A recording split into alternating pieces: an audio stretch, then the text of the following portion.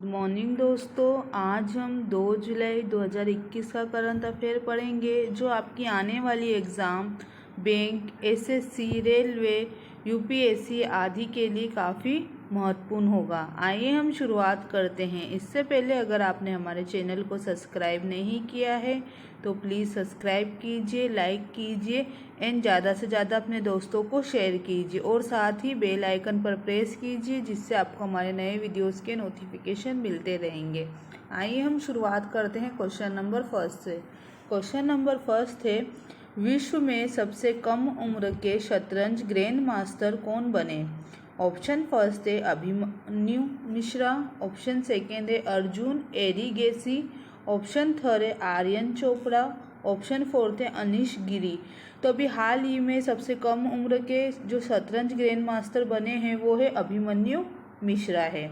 अगर हम बात करें शतरंज में, अभिमन्यु मिश्रा सबसे कम उम्र के शतरंज ग्रैंड मास्टर बन गए हैं। उन्होंने 2002 में संगई कारजाकिन द्वारा बनाए गए 12 साल और 7 महीने के रिकॉर्ड को तोड़ा है। तो इससे पहले जो सबसे कम उम्र के ग्रैंड मास्टर थे उन्होंने वो जो रिकॉर्ड था 2002 में था, और अगर हम बात करें उन्होंने ये रिकॉर्ड तोड़ा है और सबसे कम उम्र के क्या बन गए, शतरंज ग्रैंड मास्टर बन गए अभिमन्यु मिश्रा।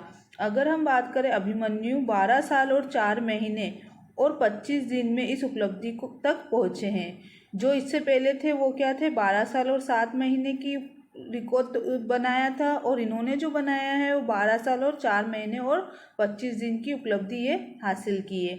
उन्होंने जरूरी 2500 ELO रेटिंग सीमा को पार करके बुडापेस्ट में अपना तीसरा GM मापदंड हासिल किया है। उन्होंने 15 वर्षीय भारतीय GM लियोन ग्युक मेंडोका को हराया है। अभिमन्यु अमेरिका के न्यू जर्सी से है। तो ये कहाँ से है, अमेरिका के न्यू जर्सी से, और इन्होंने ही हाल ही में सबसे कम उम्र का शतरंज ग्रैंड मास्टर जीता है।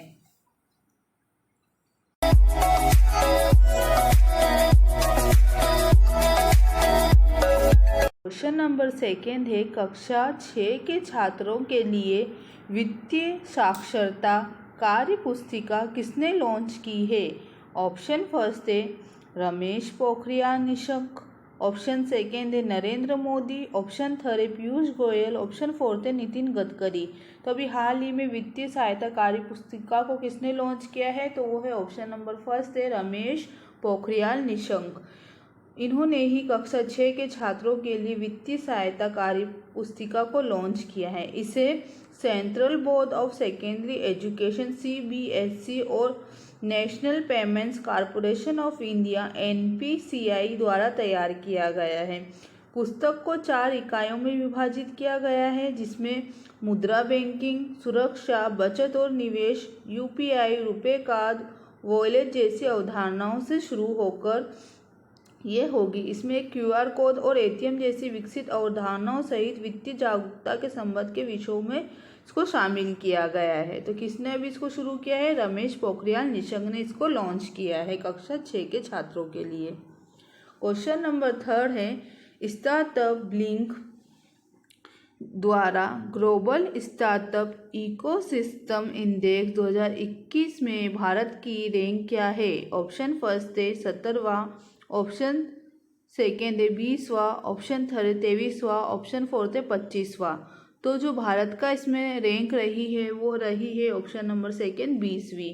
अगर हम बात करें 2019 में जो भारत का स्थान था वो कितना था? 17वां था।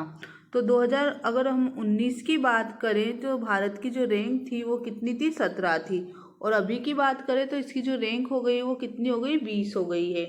अगर हम बात करें भारत 100 देशों में 20वें स्थान पर है। देश 2019 में वे 17वें स्थान पर था, 2020 में 6 स्थान गिरकर 23वें स्थान पर था। और अगर हम बात करें 2020 की तो 2020 में वो कौन से स्थान पे था? तो 2020 में था वो 23वें स्थान पे था। कितने स्थान पे था? 23वें स्थान पे था। पिछले साल की तरह ही अमेरिका, ब्रिटेन, इजराइल, कनाडा और जर्मनी शीर्ष 5 स्थानों पर बने हुए हैं। तो शीर्ष पर कौन है? इसमें अमेरिका बना हुआ है। अगर हम बात करें, भारत ने स्टार्टअप इंडिया जनवरी 2016 में शुरू किया गया था। तो जो स्टार्टअप इंडिया जो कार्यक्रम था उसको कब शुरू किया गया था? जनवरी 2016 में शुरू किया गया था। और अभी जो ये इंडेक्स आया है स्टार्टअप इकोसिस्टम इंडेक्स, उसमें भारत की जो रैंक रही है वो कौन सी रही है? 20वीं रही है। क्वेश्चन नंबर 4 है, जुलाई 2021 में भारत सरकार के किस प्रमुख कार्यक्रम ने इसके क्रियान्वयन के 6 साल पूरे कर लिए हैं? ऑप्शन फर्स्ट है स्टार्टअप इंडिया, ऑप्शन सेकेंड है stand up India, option third है डिजिटल इंडिया, ऑप्शन फोर्थ है आरोग्य सेतु। तो अभी जुलाई 2021 में किसने अपने 6 साल पूरे किए हैं? तो वो है ऑप्शन नंबर थर्ड है डिजिटल इंडिया। सरकार के प्रमुख प्रोग्राम डिजिटल इंडिया को 1 जुलाई 2021 को 6 साल पूरे हो गए। तो इसको कितने साल हो गए? 6 साल। डिजिटल इंडिया कार्यक्रम का दृष्टिकोण भारत को डिजिटल रूप से सशक्त समाज और ज्ञान अर्थव्यवस्था में बदलना है। पीएम मोदी ने 1 जुलाई 2015 को इस कार्यक्रम को शुरू किया था। तो कब शुरू किया गया था इसको? 1 जुलाई को शुरू किया गया था। और कौन से साल इसको शुरू किया गया था? तो 2015 में इसको शुरू किया गया था। और अभी इसको कितने साल हो गए? 6 साल पूरे हो गए। इसने आधार, प्रत्यक्ष लाभ हस्ताक्षरण, सामान्य सेवा केंद्रों, डिजी लॉकर और मोबाइल आधारित उमंग सेवाओं के माध्यम से भारतीय नागरिकों के जीवन में इसको लाया है। तो अभी इसको कितने साल पूरे हो गए? डिजिटल इंडिया को 6 साल पूरे हो गए हैं। क्वेश्चन नंबर 5 है, प्रसिद्ध व्यक्तित्व के.वी. संपत कुमार का हाल ही में निधन हो गया है। वह एक अनुभवी थे। ऑप्शन फर्स्ट है फिल्म अभिनेता, ऑप्शन सेकेंड है पत्रकार, ऑप्शन थर्ड है फिल्म निर्माता, ऑप्शन फोर्थ है गीतकार। तो जो के.वी. संपत कुमार थे वो क्या थे? पेशे से एक ऑप्शन नंबर सेकेंड पत्रकार थे। पिछले 31 वर्षों से भारत के एकमात्र संस्कृत दैनिक सुधारम के संपादक थे। काय के कौन से जो संसद का दैनिक आता है, क्या नाम था उसका? उसका नाम था सुधारम। क्या नाम था उसका? सुधारम नाम का एक दैनिक था जो संसद भाषा में आता है। उसी के ये क्या थे? संस्थापक थे के.वी. संपत कुमार। उनका निधन हो गया है। सुधारम की स्थापना उनके पिता ने की थी और जो मैसूर के एक प्रसिद्ध संसद विद्वान थे। 1990 में उनकी मृत्यु के बाद संपत कुमार और उनकी पत्नी विदुषी जयलक्ष्मी के.एच. ने पदभार संभाला था। साहित्य और शिक्षा के क्षेत्र में उनके योगदान के लिए उन्हें उनकी पत्नी के साथ 2020 में भारत सरकार द्वारा पद्मश्री भी मिला था। तो जो उनको 2020 में जो मिला था वो क्या मिला था? पद्मश्री। क्या मिला था उनको? पद्मश्री पुरस्कार भी मिला था। और हाल ही में इनका क्या हो गया है? निधन हो गया है। क्वेश्चन नंबर 6 है, भारतीय वायुसेना के नए उप प्रमुख के रूप में किसे नियुक्त किया गया है? ऑप्शन फर्स्ट है अमित देव, ऑप्शन सेकेंड है मानदेव सिंह, ऑप्शन थर्ड है विवेक राम चौधरी, ऑप्शन फोर्थ है संदीप सिंह। तो अभी वायुसेना के कौन से नए उप प्रमुख है जिनको नियुक्त किया गया है? तो वो है ऑप्शन नंबर थर्ड है विवेक राम चौधरी। एयर मार्शल विवेक राम चौधरी को भारतीय वायुसेना का नया उप प्रमुख नियुक्त किया गया है। वह एयर मार्शल हरजीत सिंह अरोड़ा का क्या लेंगे? स्थान लेंगे। तो उन्होंने किसका स्थान लिया? हरजीत सिंह अरोड़ा का उन्होंने स्थान लिया है। किसका स्थान लिया? हरजीत सिंह अरोड़ा का उन्होंने स्थान लिया है। वह वर्तमान में IAF के पश्चिम वायु कमान के कमांडर इन चीफ के रूप में कार्यरत है। राष्ट्रीय रक्षा अकादमी के पूर्व छात्र एयर मार्शल चौधरी को 29 दिसंबर 1982 में भारतीय वायुसेना की लड़ाकू स्थिति में शामिल किया गया था। तो ये कब शामिल हुए थे? इन्होंने कब से कार्य स्टार्ट किया था? तो 1982 से इन्होंने इसमें ये शामिल हुए थे। और अगर हम बात करें एयर मार्शल अरोड़ा जून 2021 में सेवानिवृत्त हुए। Chief of air staff R.K. Bhadauria है। तो इसमें जो चीफ ऑफ एयर स्टाफ है वो कौन है? R.K. भदौरिया है। और अगर हम बात करें विवेक राम चौधरी का, तो उनको भी वायुसेना में उप प्रमुख के रूप में नियुक्त किया गया है और उन्होंने हरजीत सिंह का स्थान लिया है। क्वेश्चन नंबर 7 है, अमेरिका ने जून 2021 में किसे दिल्ली में देश का प्रभारी दी अफेयर नियुक्त किया है? ऑप्शन फर्स्ट है विवेक मूर्ति, ऑप्शन सेकेंड है भरत राम मूर्ति, ऑप्शन थर्ड है वेदांत पटेल, ऑप्शन फोर्थ है अतुल केशव। तो इसका जो सही आंसर होगा वो क्या होगा? ऑप्शन नंबर फोर्थ होगा अतुल केशव। क्या होगा उसका नाम? अतुल केशव उसका नाम होगा। अगर हम बात करें अमेरिका ने भारतीय अमेरिका कैरियर राजनयिक अतुल केशव को दिल्ली में देश का चार्ज दी अफेयर नियुक्त किया गया है। उन्होंने हाल ही में पूर्वी एशिया और प्रशांत मामलों के ब्यूरो के लिए राज्य में प्रधान उप सहायक सचिव और श्रीलंका और मालदीव में अमेरिकी राजदूत के रूप में भी कार्य किया है। तो उन्होंने श्रीलंका और मालदीव में अमेरिकी राजदूत के रूप में भी कार्य किया था। और अमेरिका की अगर हम राजधानी की बात करें तो क्या है? वॉशिंगटन DC है। और डॉलर की बात करें तो US डॉलर है। और राष्ट्रपति कौन है वहाँ के? जो बाइडेन वहाँ के राष्ट्रपति हैं। क्वेश्चन नंबर 8 है किस बैंक ने अपने डिजिटल परिवर्तन कार्यक्रम में तेजी लाने के लिए अमेजन वेब सर्विस AWS के साथ भागीदारी की है? ऑप्शन फर्स्ट है यस बैंक, ऑप्शन सेकेंड है Kotak Mahindra bank, option third है एक्सिस बैंक, ऑप्शन फोर्थ है IDFC फर्स्ट बैंक। तो अभी जिस बैंक ने अमेजन वेब सर्विस के साथ भागीदारी की है तो वो है ऑप्शन नंबर थर्ड है एक्सिस बैंक। एक्सिस बैंक ने अभी अपने डिजिटल परिवर्तन कार्यक्रम में तेजी लाने हेतु अमेजन वेब सर्विस को चुना है। एक्सिस बैंक और AWS ने एक बहुवर्षीय समझौते पर भी हस्ताक्षर किए हैं, जिसके तहत बैंक नई डिजिटल वित्तीय सेवाओं का पोर्टफोलियो बनाने और कोर बैंकिंग एप्लीकेशन के आधुनिकीकरण हेतु इसका उपयोग करेगा। अगर हम बात करें एक्सिस बैंक की तो वो भारत का तीसरा सबसे बड़ा निजी क्षेत्र का बैंक है। तो जो ये निजी क्षेत्र के बैंक की बात करें तो जो एक्सिस बैंक है कौन सा नंबर का है? तीसरे नंबर का बैंक है। अगर हम बात करें इसके CEO की तो इसका जो CEO है वो कौन है? अमिताभ चौधरी है। और इसका जो मुख्यालय है वो कहाँ पर है? मुंबई में। कहाँ पर है उसका जो मुख्यालय है? वो मुंबई में है। और इनके CEO कौन थे? अमिताभ चौधरी। और इन्होंने ये अभी किसके साथ समझौता किया है? अमेजन वेब सर्विस के साथ। क्वेश्चन नंबर 9 है किसकी जीवनी ने टोरंटो अंतर्राष्ट्रीय महिला फिल्म महोत्सव 2021 में सर्वश्रेष्ठ जीवनी फिल्म का पुरस्कार जीता है? ऑप्शन फर्स्ट है सुखविंदर सिंह, ऑप्शन सेकेंड है शंकर महादेवन, ऑप्शन थर्ड है विशाल ददलानी, ऑप्शन फोर्थ है सोनू निगम। तो इसका जो सही आंसर होगा वो क्या होगा? ऑप्शन नंबर सेकेंड होगा शंकर महादेवन।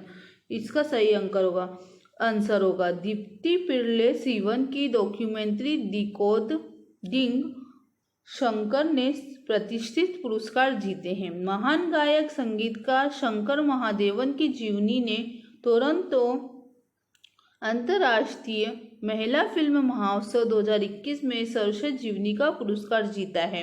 इसने Indo French international film festival special jury का भी अवार्ड जीता था। तो अभी किसने जीता है? ये शंकर महादेवन ने। क्वेश्चन नंबर 10 है किस बैंक ने अपना 66वां स्थापना दिवस मनाया है? तो ऑप्शन फर्स्ट है bank of Baroda, option second है SBI बैंक, ऑप्शन थर्ड है ICICI बैंक, ऑप्शन फोर्थ है HDFC बैंक। तो अभी हाल ही में किसने अपना 66वां स्थापना दिवस बनाया है? तो वो है ऑप्शन नंबर सेकेंड है SBI बैंक ने। अगर हम बात करें SBI बैंक की तो उन्होंने 1 जुलाई 2021 को अपना 66वां स्थापना दिवस बनाया है।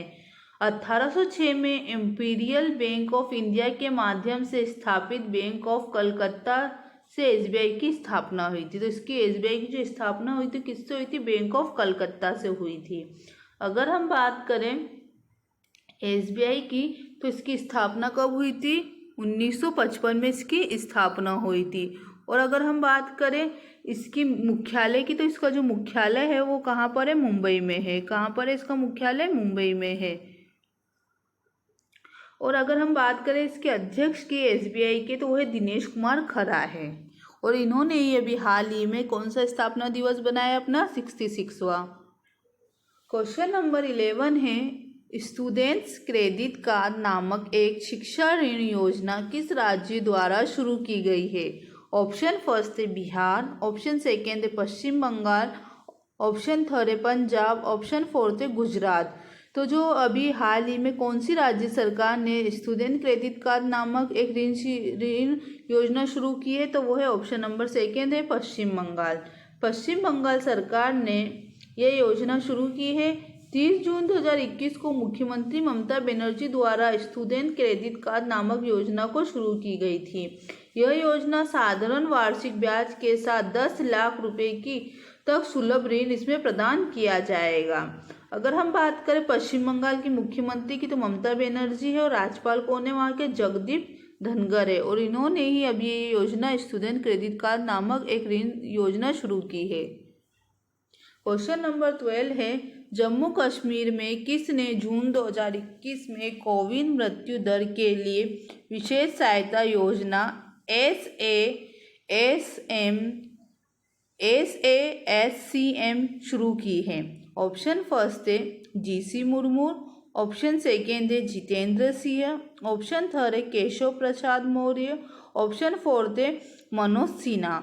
तो अभी किसने ये योजना शुरू की गई है? SASCM तो शुरू की गई थी, मनोज सिन्हा ने ये योजना शुरू की गई थी। जम्मू कश्मीर में उपराज्यपाल मनोज सिन्हा ने जून 2021 को कोविड मृत्यु दर के लिए विशेष सहायता योजना SASCM शुरू की थी। उन्होंने कोविड-19 से प्रभावित बच्चों और परिवारों के सदस्यों को छात्रवृत्ति और पेंशन प्रमाण पत्र प्रदान किए थे।